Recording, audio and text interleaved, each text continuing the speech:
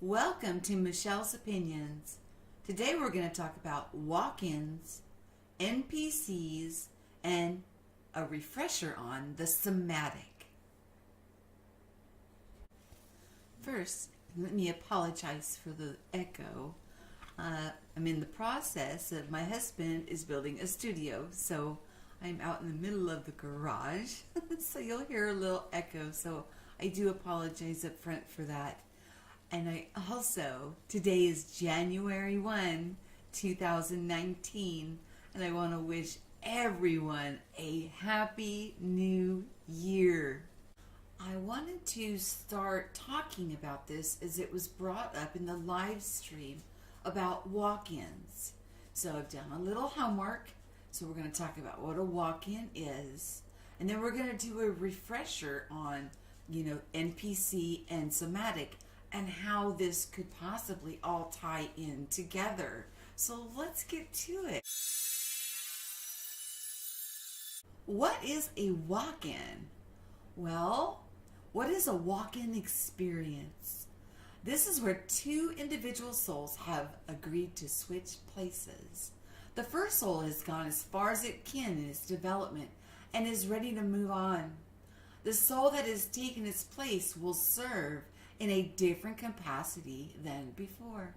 Normally, permission has been granted in order for this to take place. Another way to call the experience is a soul transference. How do you know if this happened to you? You will usually feel totally different. You will not necessarily recognize the people around you. You may have lapse of memory and of the other occupant, and will not be able to recognize the reason you came. It is quite a shock to the body, especially if this has happened due to a car accident, operation, or a long illness. You will feel somewhat estranged from everyone around you, though you retain the memories of your body's past history. After all, you are a totally different entity. So you can remember where you've come from. And it's confusing when you first get moved, although you've agreed, but that's at a different level. Okay, what happens to the other soul? Well, the other soul continues on its journey, either to be together with a loved one or be sent to another place to continue learning. They will at this point in time not be back here. An NPC, which we've discussed before, is a non-player character, just like in a gaming term, where I'm seeing that a walk-in, NPC, and somatic can kind of all tie in together. As you go through a confusing part, if you are soul swapping or are a walk-in, you could feel or behave like an NPC until you get adjusted or acquainted with the new surroundings that are going on around you. Everything takes time to ground out and to figure out what is going on. But from what I see and understand from a walk-in is that there are actually memories that come along from where you were before. So I do feel that if you're a walk-in, you will know you're a walk-in just by not recognizing your surroundings. Your family may have changed, your husband, the dynamics. You'll see huge changes around you, but I'm not talking Mandela effect type changes that we're seeing together.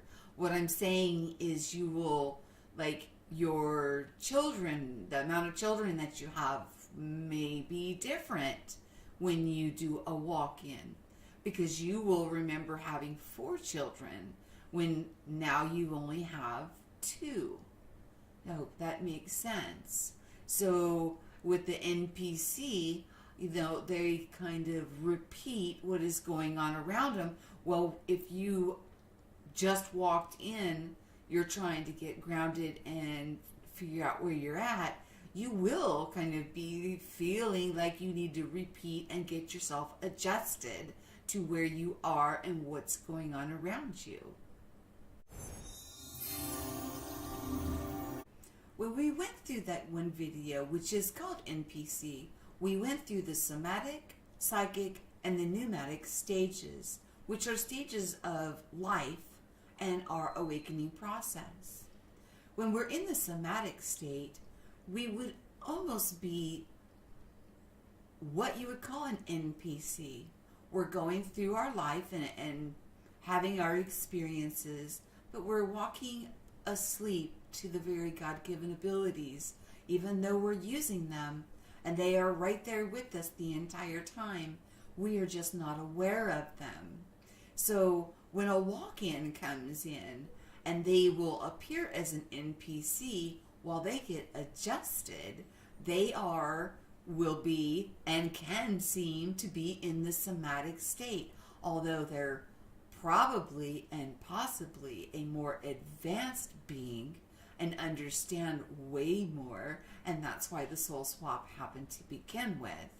They will still need an adjustment period. But that doesn't mean we all have to be walk-ins to wake up. People are waking up all the time. So we don't have to be a walk-in to ascend, because we went through that and all of us are ascending.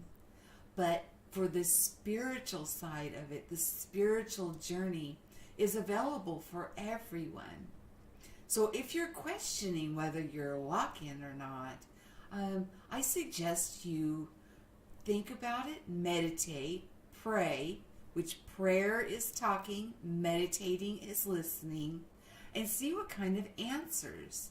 If you've been shook to your core and family members have changed, your children have changed, they don't look the same, they don't behave the same, the amount of them is different, the dynamics are completely different, well, there's a good possibility that you're a walk-in.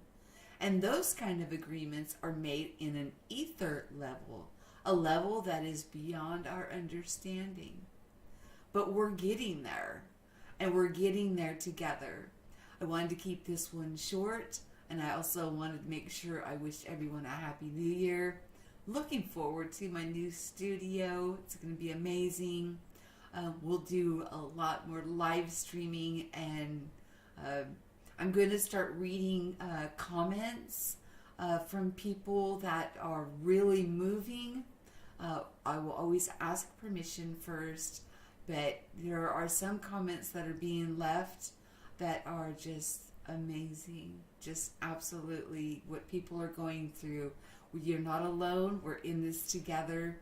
And yes, let's go through this with patience, with kindness, with respect for one another, and with love in our heart.